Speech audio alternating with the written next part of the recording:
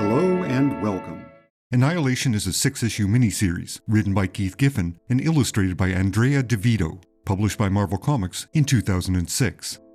The Annihilation event is the beginning of the modern age of cosmic Marvel. This event, and the events and ongoing titles that followed, brought together and unified many of the characters in the cosmic Marvel landscape. Despite the foundation this provides, only one plot beat, the extermination of the Skrulls, has a marginal effect on the Marvel Universe continuity. Otherwise, Annihilation is a side story that occurs in the Marvel Universe while other, more high-profile events are happening on Earth. To begin with, one has to acknowledge the roots of cosmic Marvel, most of which began in the flagship title, Fantastic Four. This series introduced the Skrulls, the Kree, the Watcher, Galactus and Silver Surfer, to name a few examples. Doctor Strange also established more abstract concepts, such as Eternity and the Living Tribunal. Captain Marvel, the first iteration of the Guardians of the Galaxy, and the Adventures of Adam Warlock are also early examples of the cosmic Marvel landscape taking shape. Later on, the Dark Phoenix saga, Secret Wars, and all the Infinity miniseries of the 90s would contribute to the overall picture. Certainly, there are many, many other examples. These are merely a few highlights to illustrate that cosmic Marvel was vast and had a rich history.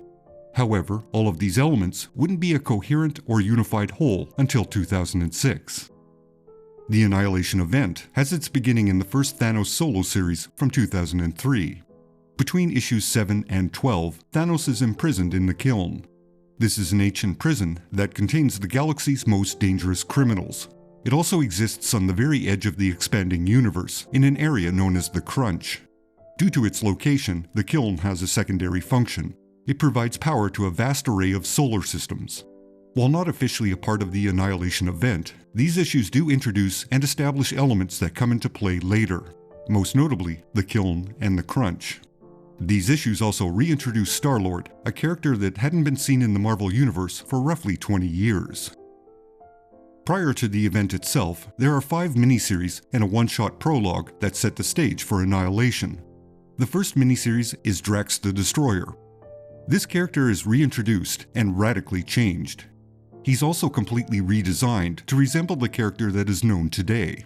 All one needs to know is that Drax's entire purpose is to kill Thanos. Annihilation prologue follows. This one-shot is the very beginning of the Annihilation event. As previously established, the Crunch is on the very edge of the expanding universe. It's here, where the universe and the negative zone meet, that Annihilus breaks through from his universe into the Marvel Universe. This begins what is appropriately known as the Annihilation Wave. Annihilus's entire army descends on the Kiln and destroys it completely. Immediately afterwards, the Annihilation Wave proceeds to Xandar, where that civilization and its police force, the Nova Corps, are also wiped out. This unexpected incursion from Annihilus sets the cosmic Marvel universe into disarray. The next miniseries is Nova.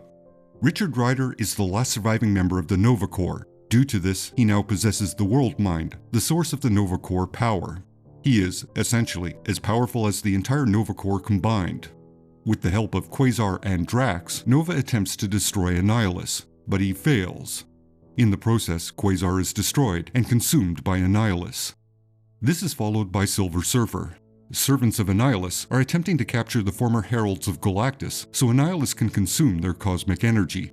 These heralds join together to fight the threat and to save themselves. Thanos offers his services to Annihilus because of their shared interest in death. During this initial meeting, Annihilus's motivation for the invasion is learned. The Marvel Universe, as it expands, is expanding into the negative zone.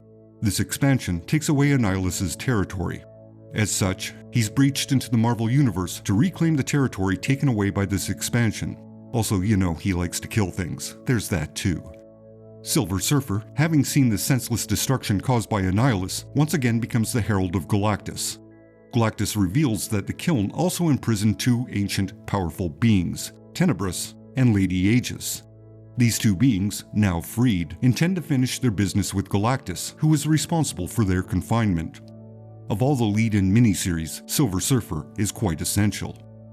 The following 2 miniseries, Super Skrull and Ronin, are rather minor, as are the Nova and Drax miniseries.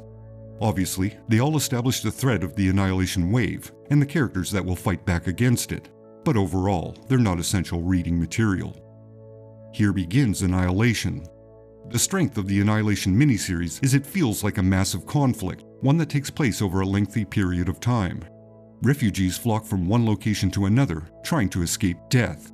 Battlefronts are lost. The Skrulls are almost entirely wiped out. The Kree refuse to join the conflict until it becomes unavoidable. Galactus is defeated and used to fuel the Annihilation wave. Other cosmic heroes, such as Captain Marvel, Gamora, and Moondragon, join the fight alongside Star-Lord, Nova, and Drax. Thanos continues to work for Annihilus while secretly plotting to stop this insane attempt at universal extinction. While there are a lot of characters and many different locations, it is a well-paced, evenly balanced story. The stakes feel quite real, and the conclusion is suitably cataclysmic. More importantly, it feels complete.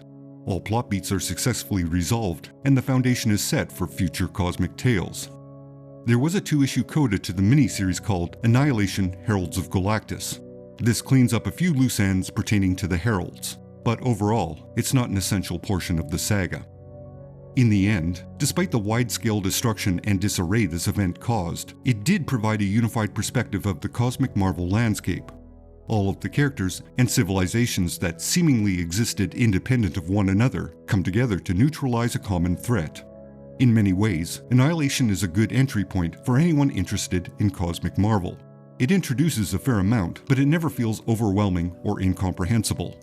Unlike the events happening on Earth, Annihilation is self-contained and conclusive. Mind you, at the time, there were no ongoing cosmic titles for it to tie into.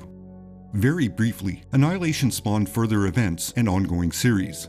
The first of which was Nova, an ongoing solo title launched at the end of Annihilation. This was followed by the event Annihilation Conquest. This event assembled the first modern iteration of the Guardians of the Galaxy. After the secret invasion event on Earth, Black Bolt relocates the Inhumans to Hala, the Kree homeworld. Along the way, they also wipe out the Skrulls. The Inhumans then take control of the Kree Empire and assert their dominance. Once this transition occurs, the Shi'ar invade and annex as much Kree territory as possible. All of this is covered in the miniseries War of Kings. Immediately afterward, the Realm of Kings event begins. This was, in essence, the superhero version of Game of Thrones, but set in deep space. All of this illustrates that the cosmic Marvel landscape was a side story developing alongside the emerging continuity of the Marvel Universe. It wasn't completely disconnected from Marvel continuity, but it wasn't an integral factor either. The Inhumans in particular seem to have taken a prominent place in the cosmic Marvel setting. For better or for worse, most of this is undone in preparation for forthcoming Marvel events. In the end, Annihilation is an interesting case study. On the mighty Marvel checklist, it only fulfills 2 criteria: the death of a hero and the status quo is altered. But that status is limited to the cosmic landscape. Its effect on the main Marvel continuity was practically unnoticeable. While other events would build upon the foundation Annihilation established, it feels self-contained, with an understated sense of finality.